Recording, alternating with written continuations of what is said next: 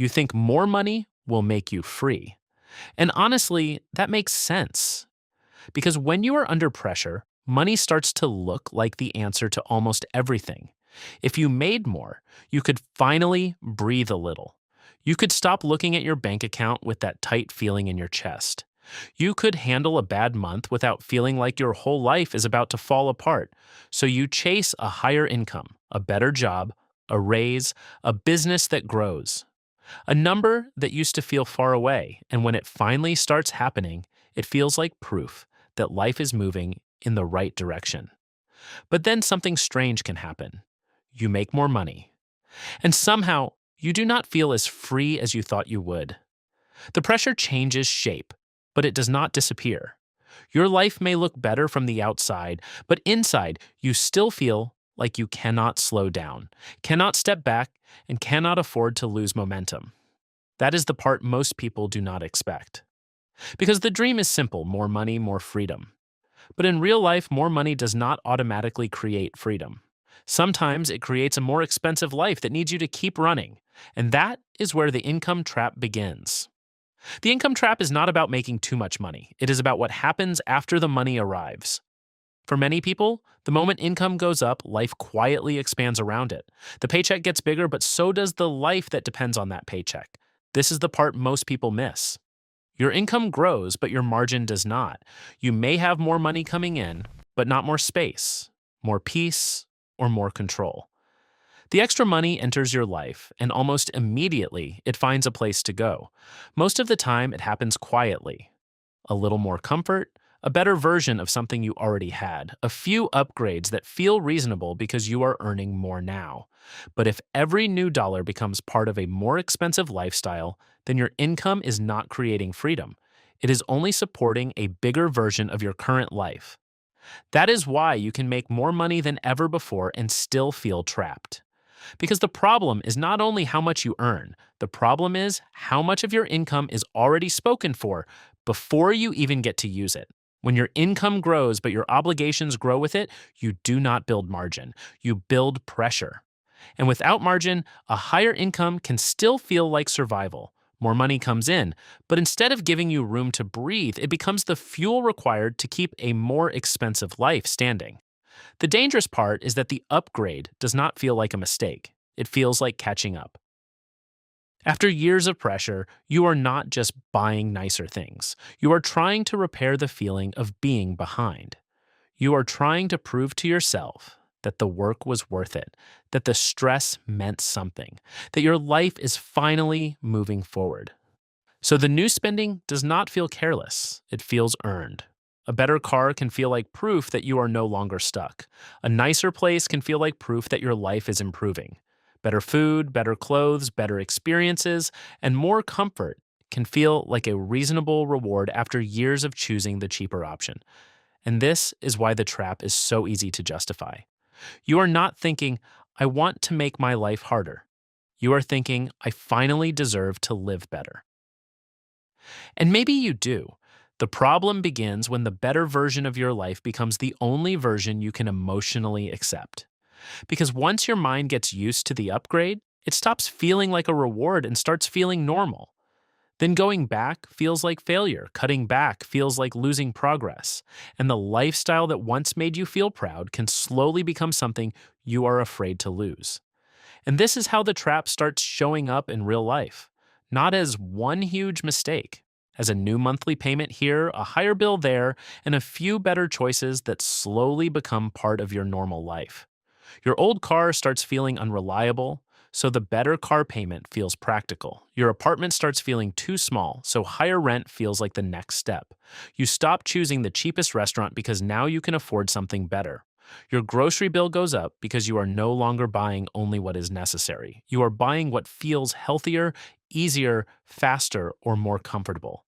Then come the smaller things that do not seem important on their own: a nicer gym, more subscriptions, a better phone plan, a few more Amazon orders, a credit card balance that feels manageable because your income is higher now, and maybe even a better neighborhood because safety, comfort, and convenience are hard to argue against. None of these choices looks crazy by itself. That is the point. The trap does not always look like a bad decision. Sometimes it looks like a reasonable upgrade. But when enough reasonable upgrades become permanent, your new income disappears into your new normal. Now, the better car is not just transportation, it is a payment. The better apartment is not just comfort, it is a higher monthly obligation. The better lifestyle is not just enjoyment, it is something your income has to keep feeding. And that is how the extra money you thought would create freedom can slowly raise the price of your everyday life. But the deeper problem is not just financial, it becomes emotional. Because after a while, the better lifestyle is no longer just something you pay for, it becomes part of how you see yourself. The nicer car starts to feel connected to your progress. The better neighborhood starts to feel connected to who you are becoming. The restaurants, clothes, products, and small comforts that once felt like upgrades slowly become part of your identity. And that is where lifestyle inflation becomes harder to reverse. Because cutting back is no longer just a financial decision, it feels personal. Selling the car can feel like admitting you went too far. Moving to a cheaper place can feel like going backward. Saying no to things you used to say yes to can feel like losing the version of yourself you worked so hard to build. That is why people stay trapped even when they know the math is not working. They are not only protecting a lifestyle, they are protecting an image. The hardest part of lifestyle inflation is not paying for it. It is admitting you may need to go back. And for many people, that feels humiliating. So they keep running, not because the lifestyle is making them truly free, but because losing it would feel like failure. This is why the income trap is so powerful. It does not just attach itself to your bank account, it attaches itself to your pride, your identity, and the version of your life you are afraid to lose. And this is where the title becomes real: more money, less freedom. Not because the money is the problem, but because the life around that money has become heavier. You may be earning more than you used to, but now more people, more payments, more expectations, and more decisions depend on that income continuing. The number is bigger, but so is the machine. And once that machine is built, you cannot simply stop feeding it. That is why someone can make $5,000 a month and feel trapped, then make $10,000 a month and still feel trapped. The income changed, but the pressure moved up with it. At a certain point, the question is no longer, how much do I make? The better question is, how much of my income is still mine after my life takes its share? Because freedom is not created by income alone. You are not free because of what you earn. You are free because of what your income no longer has to carry. If your money has to carry the car, the house, the debt, the image, the expectations, and the fear of going backward, then even a high income can feel heavy. That is when more money stops feeling like oxygen. It starts feeling like fuel for a machine you cannot turn off. And this is the real danger of the income trap. It can make you look like you are moving up while quietly making your life harder to exit.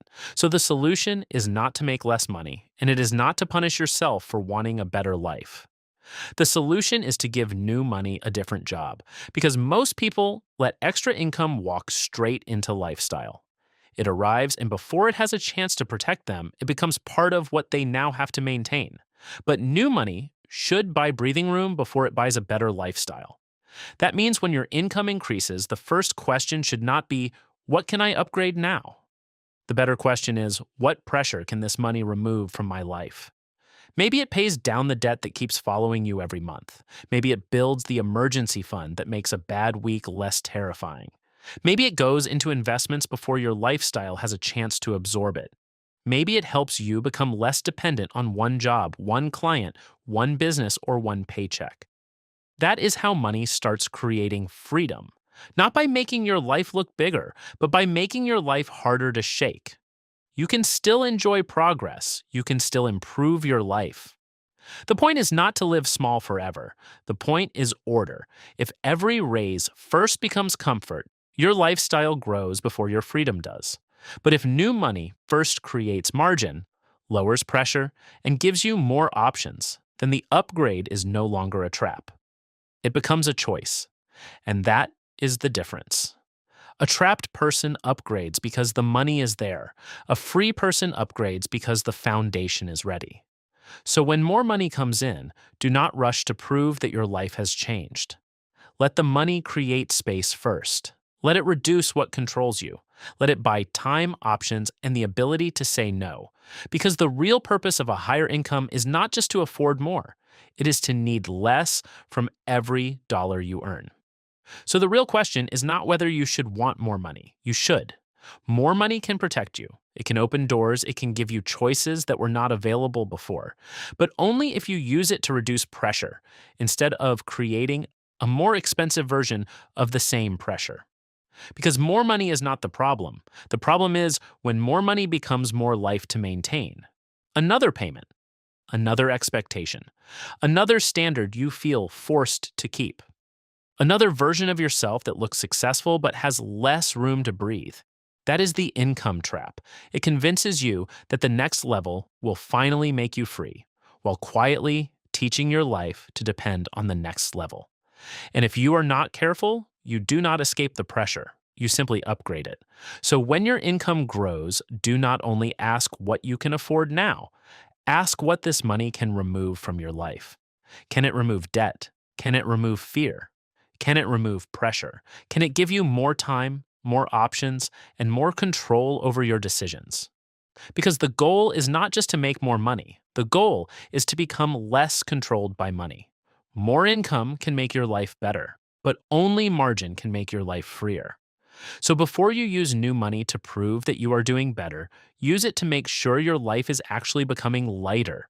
That is how you avoid the income trap, and that is how more money finally starts becoming more freedom. If this video helped you understand money in a different way, subscribe to Money with Philip. I'll bring you more videos about personal finance, money habits, and the decisions that can help you build a calmer, smarter financial life.